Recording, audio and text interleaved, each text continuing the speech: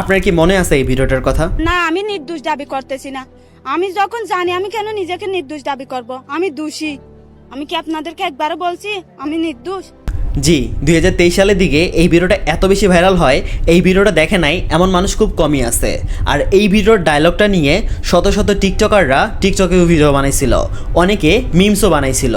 কিন্তু আপনি কি জানেন এই ভিডিওতে থাকা মেয়েটি কত বড় নৃশংস কাজ করেছিল?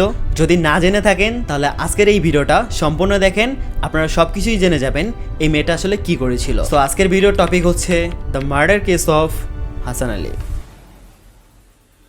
21শে সেপ্টেম্বর 2023 বৃহস্পতিবার বাংলাদেশ পুলিশ হটলাইন 999-এ একটা কল আছে।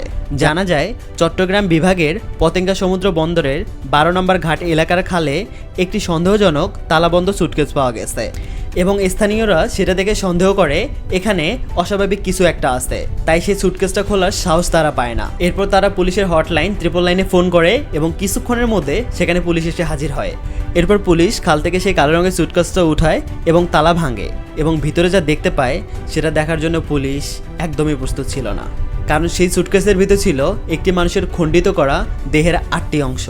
পুলিশ বাকি অংশ খুঁজতে থাকে সেই খালে। পুলিশ ধারণা করেছিল শরীরের বাকি অংশ হয়তো এই খালে পাওয়া যাবে, কিন্তু চিরুনি তল্লাশি করেও কিছু পাওয়া যায় না সেই খালে। এরপর পুলিশ দেহের 8টি অংশ পাঠিয়ে দেয় চট্টগ্রাম মেডিকেল কলেজ হাসপাতালের মর্গে। এরপর পুলিশ এলাকাবাসীকে নানানভাবে জিজ্ঞাসাবাদ করে, কিন্তু পুলিশ যেন কোনো ক্লু খুঁজে পাচ্ছিল না। তাই পরবর্তীতে কেসটিকে পিবিআইয়ের কাছে হস্তান্তর করা হয়। এরপর পিবিআই টিম ভিকটিমের ফিঙ্গারপ্রিন্ট ব্যবহার করে ভিকটিমের পরিচয় বের করার চেষ্টা করে এবং তারা লাশ পাওয়ার 24 ঘন্টার মধ্যে ভিকটিমের পরিচয় বের করতে সক্ষম হয়। ভিকটিম ছিল চট্টগ্রামের বাঁশখালী উপজেলার 60 বছর বয়স্ক, যার নাম হাসান আলী। 23 সেপ্টেম্বর 2023 শনিবার এবার চট্টগ্রাম ইপিজেড পুলিশ স্টেশনে খবর আসে EPZ police station Akmal Ali রোডের পাশের খালে বস্তাবন্দি কিছু একটা পাওয়া গেছে এবং সেখান থেকে খুবই বাজে গন্ধ পাচ্ছিল রাস্তায় চলাচল করা মানুষগুলো। এরপর পুলিশ সেখানে উপস্থিত হয়ে পুলিশ আবার বস্তাটা উদ্ধার করে এবং উদ্ধার করে দেখতে পায় এখানেও একটি ব্যক্তির খণ্ডিত করা কয়েকটি দেহের অংশ, কিন্তু এখানেও শরীরের পুরো অংশ ছিল না। একদিনের ব্যবধানে দুটি জায়গায় মানুষের খণ্ডিত দেহ পাওয়ায় পুলিশ ভেবেছিল কোনো সাইকো কিলার হয়তো এই খুনের সাথে জড়িত। তাই পুলিশের একটা টিম পতেঙ্গা সমুদ্র এলাকায় চিরুনি তল্লাশি চালাতে থাকে, আর অন্য একটা টিম হাসান আলীর বাড়িতে যায়। সেখানে গিয়ে তারা জানতে পারে হাসান আলী গত 5 দিন আগে চট্টগ্রাম শহরে তার ছেলের বাসায় চলে গিয়েছিল। পুলিশ যখন জানতে পারে তার ছেলের বাসা হচ্ছে চট্টগ্রাম ইপিজেড এলাকার আকমল আলী রোডে, তখন পুলিশের সন্দেহ হয় এবং তারা যেন অন্ধকারের ভিতর একটু আলো বা কেস সমাধানের আশা খুঁজে পায়। অন্যদিকে ডিএনএ টেস্ট করার পর জানতে পারা যায় এই দুই জায়গায় পাওয়া দেহের খণ্ডিত অংশগুলো একজন ব্যক্তি, আর সেই ব্যক্তিটা হলো হাসান আলী। এরপর পুলিশ হাজির হয় ইপিজেড এলাকার আকমল আলী রোডের 7 নম্বর বাসায়। সেখানে গিয়ে পুলিশ জানতে পারে হাসান আলী 19 সেপ্টেম্বর তার স্ত্রীর সাথে সেই বাসায় আসলেও তাকে আর বাইরে বের হতে কেউ দেখেনি। এরপর পুলিশ নিশ্চিত হয়ে যায় যা হওয়ার এই 7 নম্বর বাসার ভিতরেই হয়েছে। পুলিশ যখন জানতে চায় হাসান আলী এবং তার স্ত্রী সম্পর্কে, তখন সেই বাসার দারোয়ান জানায় হাসান আলীর স্ত্রী সানোয়ারে বেগম অসুস্থ হওয়ায় 20 সেপ্টেম্বর তাকে তার ছেলে হসপিটালে নিয়ে যায় এবং এখনও তারা বাসায় ফেরেনি। এরপর পুলিশ তাদের ভালোভাবে খুঁজতে শুরু করে। 24 সেপ্টেম্বর রবিবার হাসান আলীর স্ত্রী এবং তার ছেলেকে পাওয়া যায়, তবে কোনো হাসপাতালে নয়, আকমল আলী রোডের অন্য একটা বাসার মধ্যে।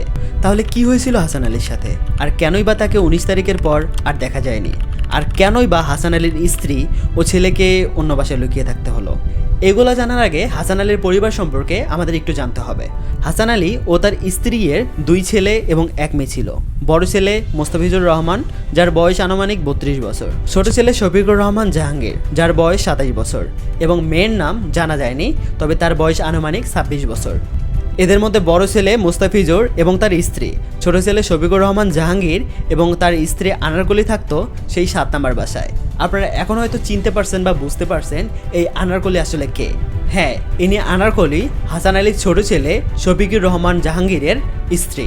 শফিকুর রহমান জাহাঙ্গীর ছিল আসলে আনারকলির দ্বিতীয় স্বামী, মানে আনারকলির আগেও একটা বিয়ে হয়েছিল এবং সেখানে তার একটা বাচ্চাও আছে।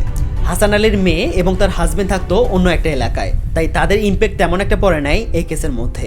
সো ওদের পরিচয় দেওয়া শেষ, এবং আমার পরিচয় একটু দেই। আমি মোহাম্মদ আগুন চৌধুরী। আমি রিসেন্টলি কয়েকদিন ধরে আমি ইউটিউবে ভিডিও বানাচ্ছি। সো আমার ভিডিও যদি আপনার কাছে বিন্দুমাত্র ভালো লাগে একটু সাবস্ক্রাইব করে দেন, আস্তে আস্তে ইমপ্রুভ করবো ইনশাআল্লাহ। তো চলো মূল গল্পে যাওয়া যাক। হাসান আলীর স্ত্রী এবং বড় ছেলে মোস্তাফিজকে পুলিশ গ্রেপ্তার করে। পরবর্তীতে মোস্তাফিজের জবানবন্দিতে পুরো রহস্য জট খুলতে থাকে। মোস্তাফিজ জবানবন্দিতে বলেন হাসান আলী অন্য সাধারণ 5টা বাবার মতো বাবা ছিলেন না। মোস্তাফিজের বয়স যখন 6 বছর তখন তার বাবা তাদের পুরো ফ্যামিলিকে ফেলে রেখে একদম নিরুদ্দেশ হয়ে গিয়েছিল। ছোটবেলা থেকেই তাদের মা সানোয়ারে বেগম তাদের 3 ভাই বোনকে অনেক যত্নে বা কোলে পিঠে করে মানুষ করে। তারা জানতো না যে আদৌ তার বাবা বেঁচে আছে নাকি মারা গেছে বা কোথায় আছে। 2020 সালে হাসান আলী একবার ফেরত আসলো, আবার নিরুদ্দেশ হয়ে যায় এবং এরপর প্রায় 1 বছর পরে যখন তিনি আবার ফেরেন তখনই তিনি একদম বদলে যান। এবং হাসান আলী জানান দীর্ঘ 26 বছর তিনি একটি জাহাজের কর্মচারী ছিলেন এবং কয়েক বছর জেলও খেটেছেন। হাসান আলী জানান তিনি তার স্ত্রী সানোয়ার বেগমকে তালাক দিবেন এবং তার সকল সম্পত্তি বিক্রি করে দিবেন এবং এই জের ধরেই তারা তার বাবাকে খুন করে। আর পুলিশের কাছে এই খুনের মোটিভটাও একদম ক্লিয়ার হয়। পরবর্তীতে পুলিশ তদন্তে আরও জানতে পারে 19 সেপ্টেম্বর হাসান আলীর ছোট ছেলে জাহাঙ্গীর হাসান আলীকে জানায় তিনি অসুস্থ এবং হাসান আলী আর তার স্ত্রী সানোয়ারা বেগমকে নিয়ে আকমল আলী রোডের সেই 7 নম্বর বাসায় যায়। রাতে খাওয়া দাওয়া শেষে হাসান আলী এবং তার ছেলেদের সাথে জমাজমি নিয়ে একটা দণ্ড বা ঝগড়া শুরু হয়ে যায় আর কি। ঝগড়ার এক পর্যায়ে হাসান আলীর স্ত্রী ও তার 2 ছেলে তার গলায় গামছা পেঁচিয়ে শ্বাসরোধ করে তার জীবন শেষ করে দেয়। এরপর কেউ যেন জানতে না পারে এই জন্য হাসান আলীর লাশ বস্তার ভিতর ঢুকিয়ে সেটা বিছানার তলে রেখে দেওয়া হয়। কিন্তু এরকম শব্দ পেয়ে পাশের রুম থেকে টের পেয়ে যায় জাহাঙ্গীরের স্ত্রী আনারকলি এবং সে এসব দেখে কান্নাকাটি শুরু করে।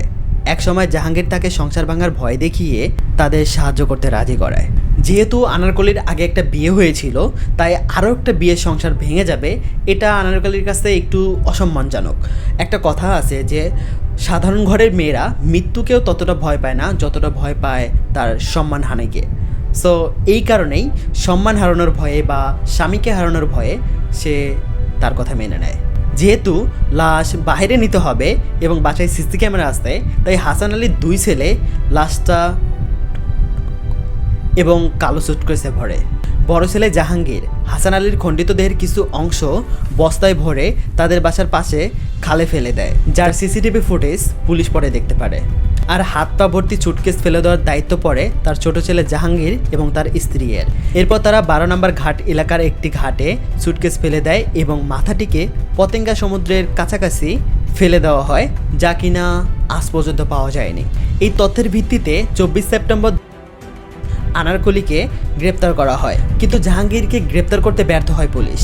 7 অক্টোবর হত্যার প্রায় 19 দিন পর ঢাকার হাজারীবাগ এলাকা থেকে জাহাঙ্গীরকে উদ্ধার করে পুলিশ। এই হত্যাকাণ্ডে হাসান আলীর বড় ছেলের বউ এবং তার মেয়ে এবং মেয়ের জামাই আদৌ জড়িত আছে কিনা তা এখন পর্যন্ত জানা যায়নি বা সেরকম কোনো ক্লু পাওয়া যায় নাই। আর আজকের আমার এই ভিডিওটা বানানো পর্যন্তই, মানে 2026 জুলাই আমি ভিডিওটা বানাচ্ছি। কেসটা আদালতে এখনও চলমান আছে, মানে তেমন কোনো রায় হয় নাই বা তাদের ফাঁসি বা কোনো কিছু হয় নাই। বাংলাদেশের আইন ব্যবস্থা আসলে এরকমই, আস্তে আস্তে ইমপ্রুভ হবে ইনশাল্লাহ। পরিবার আমাদের শান্তির জায়গা, কিন্তু এই পরিবারই ভয়ঙ্কর রূপ ধারণ করে যখন কিনা পরিবারের মাঝে টাকা সম্পত্তি এসব চলে আসে। ভালো থাকুক সবাই এবং ভালো রাখুক সবাইকে, পরিবারকে, আত্মীয় স্বজনকে, মা বাবা, ভাই বোন সবাইকে। আর আপনারা ভালো থাকেন এবং ভালো রাখেন আপনার চারপাশকে। আজকের মতো এখানেই ভিডিও শেষ। দেখা হবে নেক্সট কোনো কেস নিয়ে, নেক্সট কোনো ভিডিওতে। আজকের মতো আল্লাহ হাফেজ। হ্যাঁ, মনে করে দিই, চ্যানেলটা সাবস্ক্রাইব না করলে একটু সাবস্ক্রাইব করে দেন।